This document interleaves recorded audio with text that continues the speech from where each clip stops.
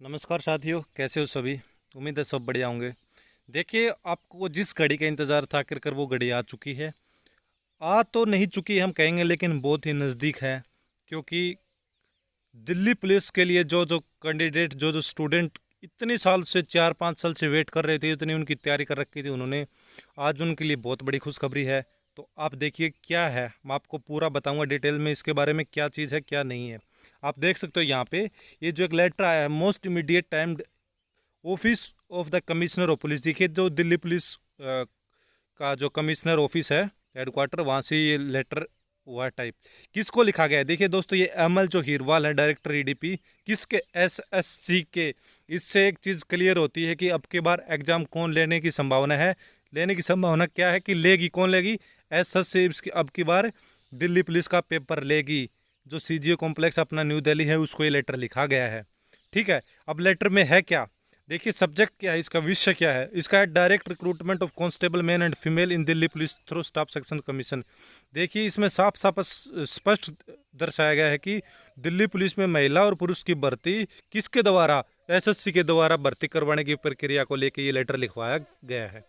ठीक है, अब बात करते हैं क्या, देखिए with reference to this headquarters letter number ये है, ये रिक्रूट सेल PHQ डेटेड ये 4/6 को रिलीज हुआ था। ये जो भी है रिलीज छोड़ो, ठीक है। I am directed to convey the revise vacancy category wise arises due to, किसके कारण ये वैकेंसी निकालेगी आप देख सकते हो, ड्यू टू एक्सपायर, ठीक है, रेजिनेशंस सिलेक्टेड आउटसाइड एंड VRS। इन कहने का मतलब है कोई तो एक्सपायर होने के कारण किसी ने रिजाइन दे दिया, किसी ने VRS दे दिया, जो वॉलेंटियर रिजाइन होता है। ठीक है, तो ये सब करके दिल्ली पुलिस में काफ़ी फोर्स की कमी है। इस वजह से ये क्या है कि 13/7/2020 को ये जो रिटायर हो रहे हैं या हुए हैं, उनको लेके ये लेटर लिखा गया है, क्योंकि बहुत ज़्यादा रिटायर होने वाले हैं 13/7/2020 को। ठीक है, तो उसी के कारण ये अभी इतने रिटायर हुए हैं, तो इसी के कारण ये लेटर लिखा गया है।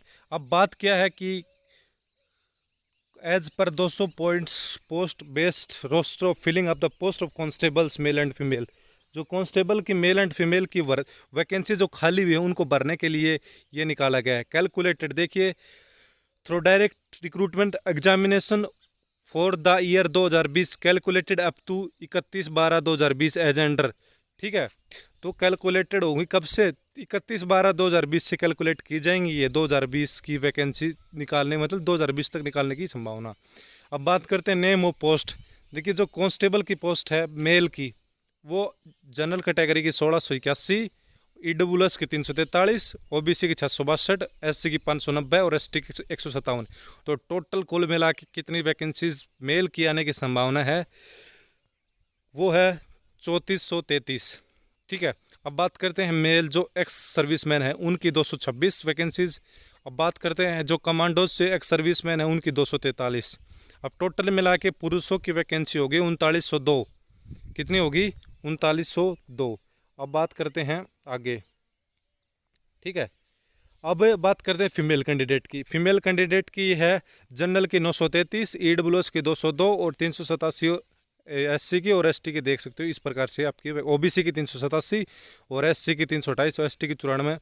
टोटल मिला के 1944 फीमेल कैंडिडेट्स के लिए वैकेंसी है। तो कुल मिला के 5846 वैकेंसीज आने की संभावना क्या है। अब तो मैंने बताया था कि अक्टूबर नवंबर तक आप मान के चलिए वैकेंसीज आएगी। उम्मीद है अगर इससे पहले भी आ जाती तो बहुत बढ़िया है, लेकिन मैं तो हमेशा से आपको बोलता रहा हूँ कि अक्टूबर नवंबर तक आपकी वैकेंसीज आएगी।